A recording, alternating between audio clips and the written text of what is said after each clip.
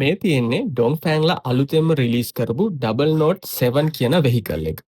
මේ වෙහිකල් එක යුරෝ මෝටර්ස්ලා තමයි ලංකාවට ඉම්පෝර්ට් කරන්නේ. ඉතින් මේ වාහනේ මිල මිලියන 18.8ක්. මේ මිලට හරියන සියලුම ෆීචර්ස් මේ වාහනෙන් ලැබෙනවා. එතකොට මේ වාහනේ ඩිසයින් වෙලා තියෙන්නේ ෆාස්ට්බැක් කියන ප්ලැට්ෆෝම් එක උඩ.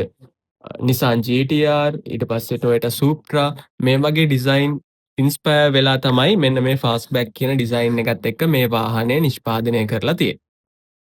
මේ විදිහට තමයි ඔයාලට සයිඩ් ප්‍රොෆයිල් එක බලා ගන්න පුළුවන් වෙන්නේ. මේකේ 18 inch alloy wheels ඔයාලට ලැබෙනවා. මෙන්න මේ වගේ ෆීචර්ස් ඔයාලට බලන්න පුළුවන්. මේ මෙතන තියෙන ලීසින් එක නම් තනිකරම බොරුවක්. මේ ලීසින් එක ගැන මම ඔයාලට ඕනනම් වෙනම වීඩියෝ එකක් කරන්නම්. ඉතින් ඔයාලට කිලෝමීටර් 530ක රේන්ජ් එකක් හම්බ වෙනවා කියලා මෙයාලා මෙන්ෂන් කරත් මම අනිකුත් පිටරට මේකේදී ඩ්‍රයිව් කරලා බලපු රිවියුස් බැලුවා. මේ වගේ සාමාන්‍යයෙන් කිලෝමීටර් 480ක් කිලෝමීටර් 490ක වගේ රේන්ජ් එකක් ඔයාලට මේ වාහනයෙන් ගන්න පුළුවන්.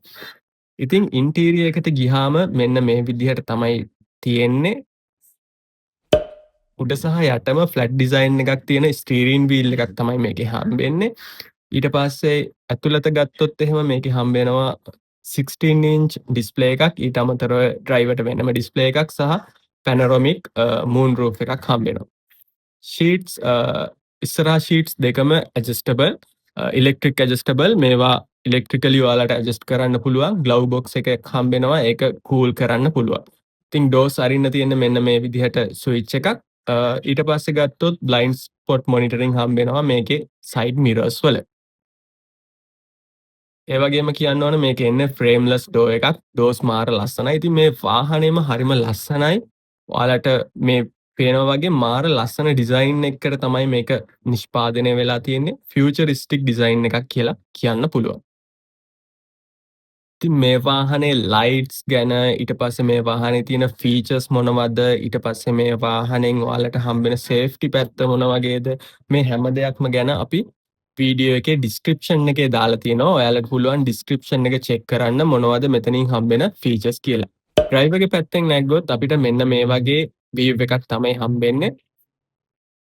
මේකේ එයාබෑග්ස් 6ක් හම්බ වෙනවා. ඉතින් සේෆ්ටි එක පැත්තේ ඔප්ෂන්ස් ගොඩක් තියෙනවා. ඒ ඔප්ෂන්ස් ඔක්කොම හරිම හොඳ ඔප්ෂන්ස් ටිකක් තියෙනවා සේෆ්ටි එක පැත්තෙන් ගත්තොත්.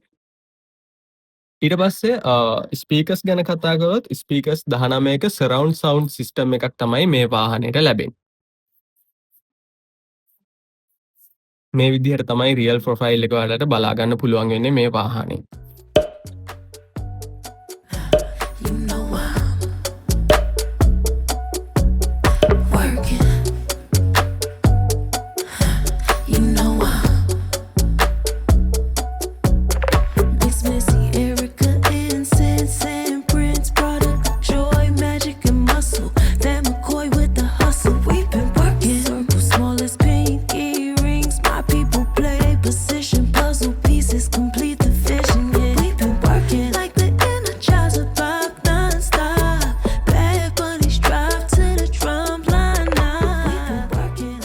අපි මේකේ පිටිපස්සේ ෂීට්ස් වලට නැගලා බලමු කොහොමද මේකේ ෆීචර්ස් මොන වගේද පෙනෙන්නේ සහ ඕකේ ප්‍රිවිව් එක මොන වගේද කියලා. ඉතින් හැම ඉලෙක්ට්‍රික් කාර් එකකම වගේ මේකෙත් ටිකක් නැග්ගහම අර කකුල් දෙක පොඩ්ඩක් උඩින් වගේ තමයි තියෙන්නේ. මොකද බැටරි එකේ යටින් පොසිෂන් වෙලා තියෙන හින්දා. ඊපස්සේ මේ වගේ ඔයාලට හම්බ වෙනවා AC කවුන්ට්ස් දෙකක්. ඊට අමතරව පැනොරමික් සන්රූෆ් එකෙන් ලස්සන වීව් එකක් ඔයාලට හම්බ වෙනවා. ඉතින් මේ විදිහට තමයි සයිඩ් ප්‍රොෆයිල් එක තියෙන්නේ. මේ වාහනය ගැන අපි කලින් කිව්වා වගේ ඩිස්ක්‍රිප්ෂන් එකේ ලොකු විස්තරයක් අපි දාලා තියෙනවා. ඒ හැම දෙයක්ම කියවන්න. ඔයාලට මොකක් හරි ප්‍රශ්නයක් තියෙනවා නම් කමෙන්ට් සෙක්ෂන් එකට දාන්න. අපි ඉන් ඩීටේල් රිප්ලයි එකක් ඔයාලට දෙන්නම්. ඒ වගේම තමයි ඩොන්ෆැන් බ්‍රෑන්ඩ් එක ගැන ඊට පස්සේ යාළගේ අනිකුත් වාහන ගැන අපි රිවිව්ස් ගොඩක් කරලා තියෙනවා. වීඩියෝස් ගොඩක් දාලා තියෙනවා. ඔයාලට පුළුවන් YouTube channel එකට ගිහිල්ලා Next Generation YouTube channel එකට ගිහිල්ලා මේ හැම දෙයක්ම විස්තර බලන්න.